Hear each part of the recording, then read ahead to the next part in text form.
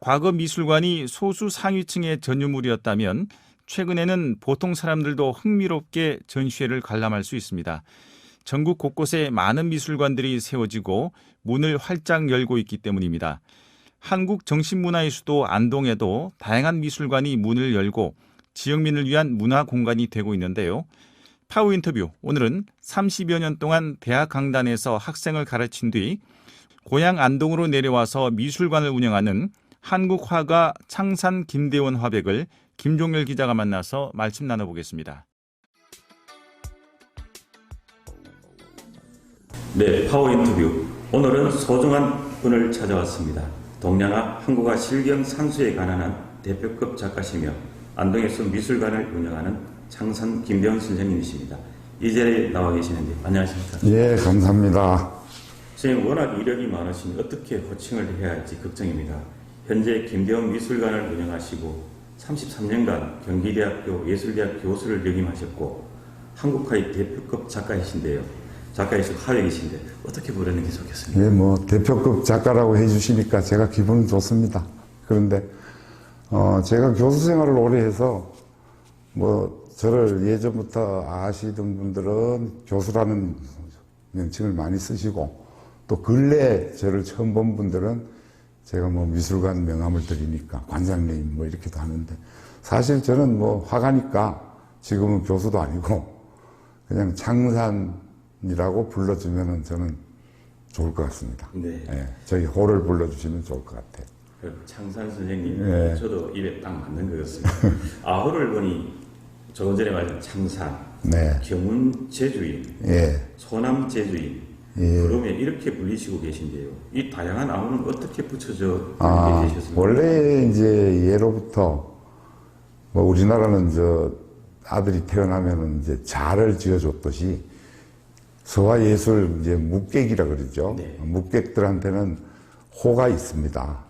그런데 이제 동양화를 하다 보니까 호가 이제 필요할 것 같아서 제가 창산이라는 호를 이제 짓게 된 연유는 그 앞에 창자가 풀 창자인데 제가 존경하는 은사님 호가 창자로 시작해요.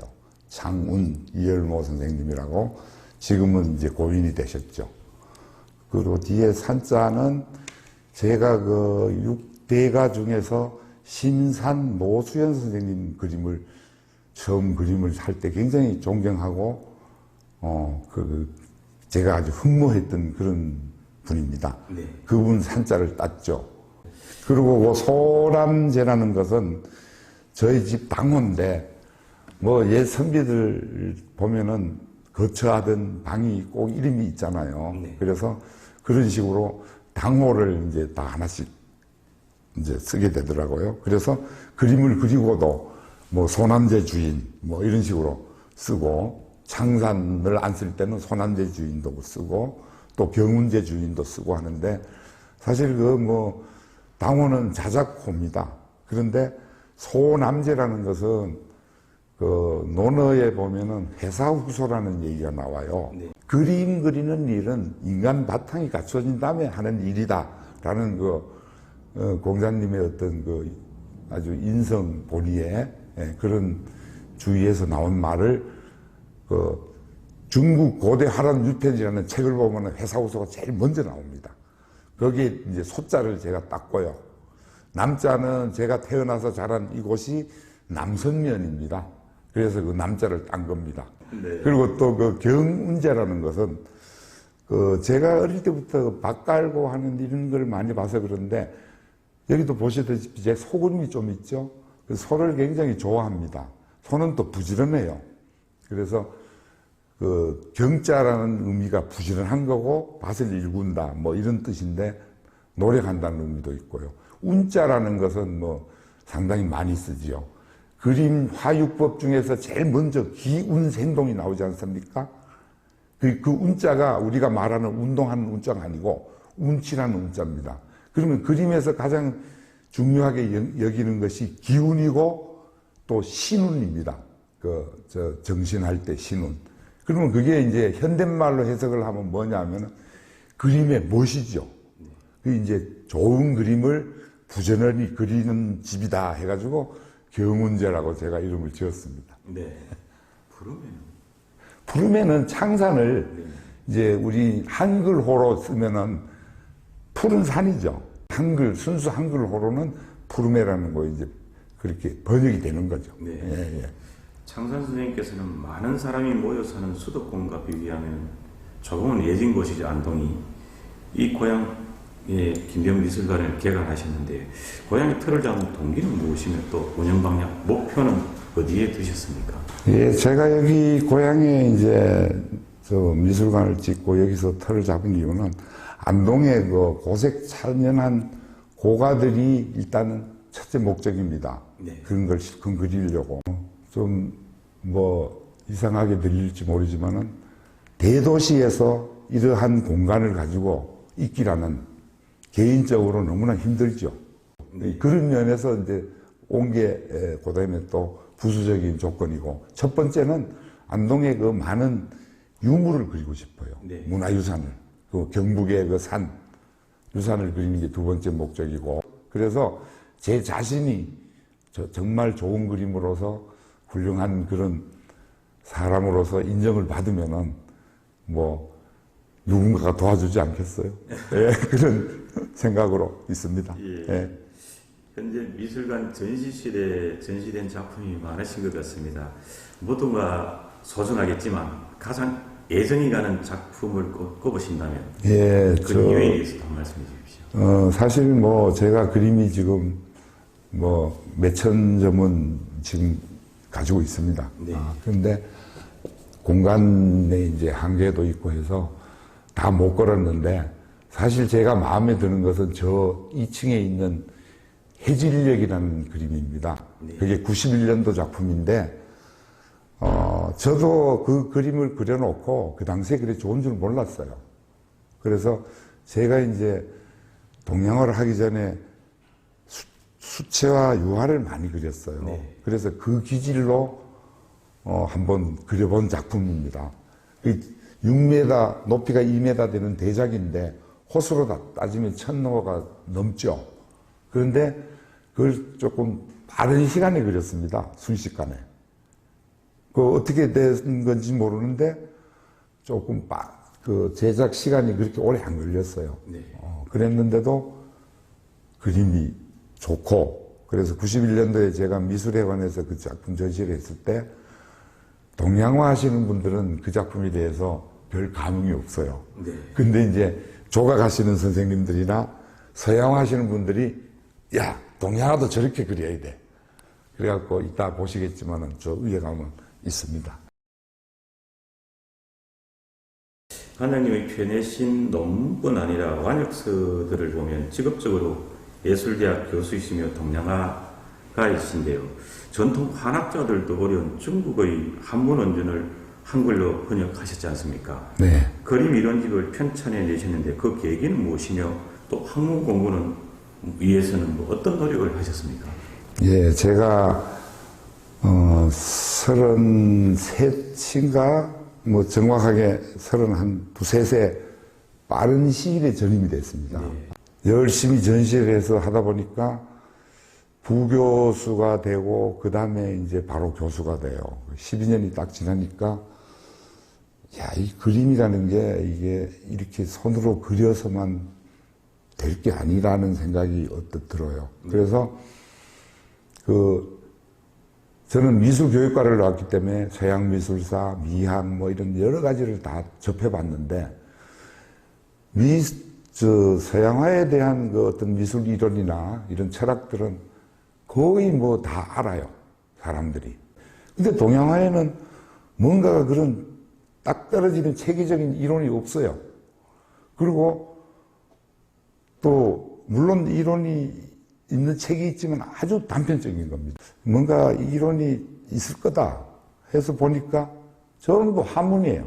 물론 이제 지금 작고하신 어른들은 어릴 때부터 한문을 했기 때문에 딱 펼쳐보면은 무슨 뜻인지는 아시죠? 근데 우리 세대만 해도 모릅니다, 그걸.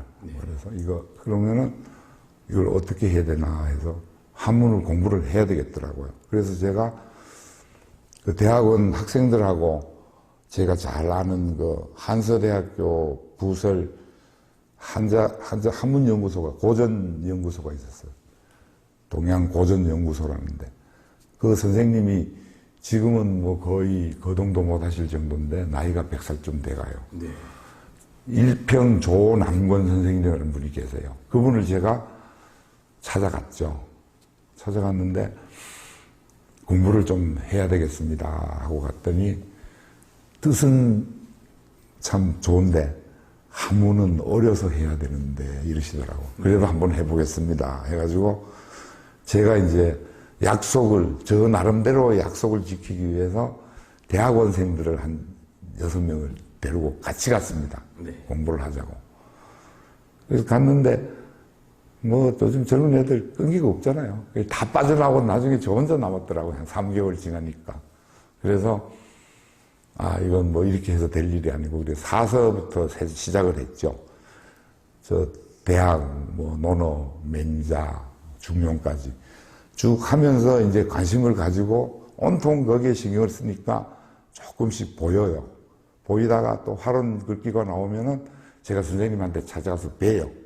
뵙고 뭐 이렇게 보면은 아주 친절하게 가르쳐 주시는데 또 그거는 한자의 문맥만 해 주시지 또 그림에 대해서 조예가 없으시니까 이게 좀 어느 정도 한 5, 6년 지나니까 좀 어긋나는 면이 있더라고요. 그래서 그분 하시는 말씀이 나도 나이가 들어서 여기 대학 연구소에서 녹을 먹고 있는데 김 교수하고 나하고 책을 하나 씁시다 이렇게 돼요.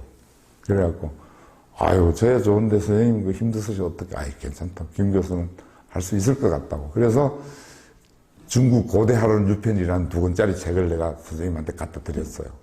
그러니까 그 책을 갖다 드리니까 미술 이론하는 그러한 그 교수님들이 다 모여요. 필요하니까. 그 미술사학 전공한 이런 분들이. 그래서 한 30명이 모였어요. 그러니까 선생님이 이제 열심히 읽어주면 그분들은 이제 배워서 가고 하다가 그것도 한두 달 되니까 다 떨어져 나가고 저 혼자 남았어요.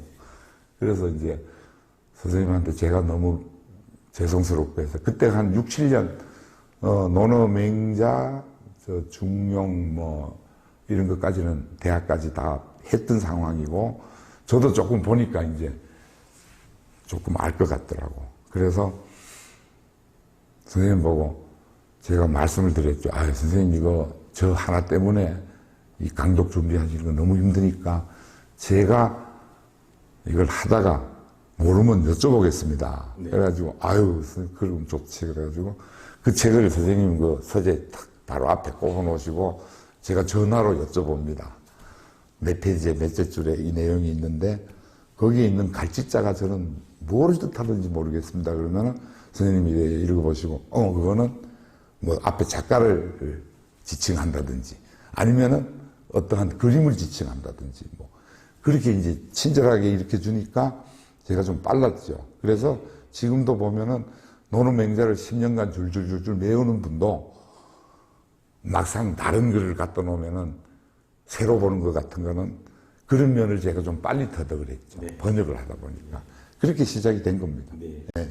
장관 선생님께서는 그렇게 해서 5건의 중국 역대 화론, 16건의 중국 고대 화론 6편, 네.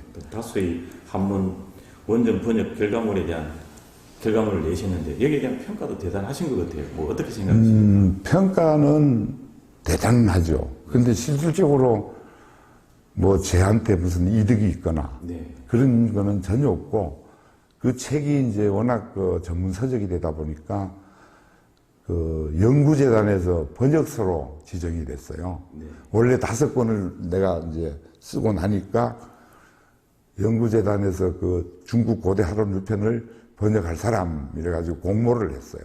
그래서 제가 공모를 하니까 그게 당첨이 된 겁니다. 네. 그래서 그걸 끝까지 하게 된 거죠. 그렇지 않으면 그거 출판비나 그런 걸 할 수가 없죠. 네. 네. 그래서 끝까지 한 겁니다. 네. 그동안 대한민국 미술대전, 월점미술상 등 다수의 상을 수상하시고 20차례 개인전, 300여 개의 단체전을 여신 대표적인 서묵가가이신데요. 청취자들에게 동양화, 한국화와 서양화의 차이는 무엇인지 또 서구 미와 한국의 미에 대한 말씀. 네, 아주 좋으신 말씀인데 상당히 어려운 말씀을 질문하시네. 예, 제 나름대로 동양화, 이제 동양에서 추구하는 일을 나름 보면은 동양화는 아마 사물의 본질을 추구하는 것 같고요. 네. 이게 이제 무슨 말이냐 하면은 그러면은 서양화는 그러면 사물의 본질을 추구하지 않느냐? 그건 아니고 쉽게 설명을 하면은 사과를 하나 그릴 경우에 서양화는 거기에 빛을 비춰서 그림자를 만들고 그렇게 해서 입체감을 내는 거죠. 그건 아마 다 생각이 나실 겁니다. 중고등학교 때 미술 시간에 그려봤는데. 근데 동양화라는 것은 그림자도 없고 아무것도 없습니다. 근데 그 윤곽선과 가운데를 가장 볼록하게 표현해서 사물의 본질을 표현하는 거죠. 이제 원 상태는 그렇습니다. 근데 요즘은 이제 그림들이 워낙 이제 서구화와 이렇게 합성되고 해서 뭐 동양화나 어떤 틀이 별로 없습니다. 심지어는 화선지 위에 지금 현대적인 안료도 씁니다. 그러니까 그만큼 이제 변화가 됐는데 근본적인 것은 동양화는 사물의 본질을 중요시하고 서양화는 사물의 본질을 위한 백그라운드나 뭐 이런 걸 추구하는 거죠. 아마 그 미술 시간에 조금 관심이 있었던 분들은 그 바로크 기법이라 그래가지고 정물화를 그릴 때 앞에 있는 사과와 천을 분명하게 하려면 길을 까맣게 한다. 그런 원리가 있습니다. 그게 이제 서구적인 기초적인 서양화의 기법이고 또 동양화는 전혀 그림자가 없는 겁니다. 그 선과 그 물체 하나만으로 본질을 표현하는 거죠. 뭐 서구와 동양을 할 건 아니고 제가 이제 조선시대 선비들의 그림 이야기라는 책을 4권을 번역을 한 게 있습니다. 그게 뭐냐 하면은 그 신라시대 최치원서부터 조선시대 아주 후기 화가들, 문인들의 그림에 관한 이야기를 쭉 뽑아놓은 게 있어요. 네. 그 고유섭 씨라고 미술사학자로 아주 유명한 분이 그 책을 이렇게 뽑아놓은 게 있습니다. 뽑아서 한문만 이렇게 뽑아놓은 거예요. 그러니까 그게 지금 세대들이 펴면 아무도 모르죠. 네. 그래서 그거를 내가 번역을 해야 되겠다 해서 일부 번역된 것도 있고 또 안 된 것들은 제가 새로 번역을 하고 쭉 모아서 읽어보니까 중국 그림, 일본 그림, 한국 그림 특징을 제가 얻었어요. 네. 그게 뭐냐면은 중국 그림은 그 중국 사람들의 기질과 비슷하게 굉장히 그 기상이 강한 그런 진취적인 그런 요소들이 있고 일본 그림은 섬나라니까 좀 따뜻하면서 달콤해요. 근데 우리 그림은 결론으로 그러면 좋습니다. 중국 그림이 사이다. 그 다음에 일본 그림은 주스입니다. 그럼 우리 그림은 숭늉이에요. 그러니까 왜 숭늉이냐? 제가 요즘 그리는 그림은 거의 우리 조선 한지를 씁니다. 네. 정송 한지, 안동 한지를 제가 많이 쓰는데 이 한지라는 것이 굉장히 질기고 오래 가는데 디테일한 맛에서는 못 따라가요, 중국을. 아주 예리한 가는 그런 붓으로 만약에 이런 풍경을 그리면은 좀 둔탁한 맛이 나요, 우리 거는. 그리고 한지가. 물론 뭐 그렇지 않은 것도 있습니다. 어쨌든 중국 그림은 농담을 내면은 그 농담이 서너 차례가 다 표현이 되는데 우리 그림은 한 톤 가라앉아요. 그림을 안 그려본 분들은 이해가 안 갈 겁니다. 그러다 보면 결국은 숭늉 맛이야. 그 숭늉 맛 아시죠? 저는 그걸 굉장히 강조하고 싶은데, 그 숭늉 맛, 뭐 구수한 숭늉 맛, 뭐 그런 식으로 결론을 내고 싶습니다. 네. 네. 한국 동양화는 숭늉 맛이다. 네. 예. 선생님, 오는 29일부터 안동문화 예, 28일부터. 28일입니까? 예. 예. 오늘 28일부터 안동문화 예술의 전당에서 전시회를 여시는 것으로 알고 있는데요. 전시 제목과 취지 뭐 소개 좀 해주시죠. 예. 일단은 제가 이 루정 그 어떤 뭐 고가구, 고가 이런 거 좀 오래된 세월의 흔적이 있는 그런 것들을 제가 그림을 많이 그리다 보니까 네. 이 누정 전시를 위해서 그린 게 아니고 누정 전시회가 쌓이다 보니까 주변에서 보고 누정전을 한번 하자 이렇게 시작이 된 겁니다. 그러면은 일단 제가 누정전을 하겠다는 생각을 하고 시작을 했으면은 일단 유명한 데부터 찾아다녔겠죠. 뭐 국보급이라든가 아니면 뭐 유명한 그 인물들의 어떤 집을 찾아다녔겠죠. 근데 저는 화가로서의 본 누정입니다. 그 자연과 누각 정자가 조화되고 그림으로서 훌륭하게 표현될 수 있는 것을 찾은 거죠. 그러다 보니까 한 60점이 이제 60곳의 정자를 그렸죠. 그래서 보는 방향이나 각도가 틀리니까 그게 한 100점이 된 겁니다. 이번에 나온 거는. 이제 여러 가지를 그렸으니까. 근데 거기에서 제가 중요한 거는 요즘 뭐 루정이나 이런 거 우리 문화유산에 대해서 관심이 많은데 카메라를 들고 여러 작가들이 가서 찍어 올 거 아니에요. 그러면은 그분들은 그 안에 있는 내부나 어떤 구조 이런 게 굉장히 중요하겠죠. 저는 내부 정자 안에 가서는 그림을 그릴 게 없잖아요. 그래서 멀리서 보는 산세와 어떤 그 조형을 이제 우선으로 생각을 하고 그림감이 되느냐를 우선으로 하고 그런데 거기에서 요즘 가보시면 아시겠지만은 문화재가 다 수리가 되어 있습니다. 그래서 보면은 정말 좀 그리고 싶은 운치는 별로 없어졌어요.